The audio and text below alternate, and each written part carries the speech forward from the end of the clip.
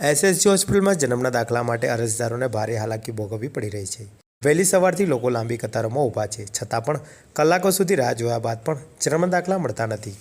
SSG હોસ્પિટલમાં સારવાર માટે દૂર દૂરથી પ્રસૂતાઓ આવે છે, પરંતુ જન્મનો દાખલો મેળવવા માટે અરજદારોને ધર્મના ધક્કા ખાવા પડી રહ્યા છે। તંત્ર દ્વારા ટેકનિકલ કારણો અને સર્વર બંધ હોવાના બહાના આપી અરજદારોને પરત મોકલવામાં આવી રહ્યા છે।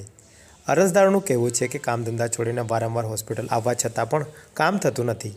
લાંબા સમયથી જન્મના દાખલા અટવાયેલા હોવાને કારણે લોકો કંટાળ્યા છે। અરજદારો હોસ્પિટલ તંત્ર પર ગંભીર બેદરકારીના આરોપો લગાવ્યા છે। હવે સાંભળીએ શું કહે છે અરજદાર ધર્મેશકુમાર રાઠોડ। મારું નામ ધર્મેશકુમાર રાઠોડ છે।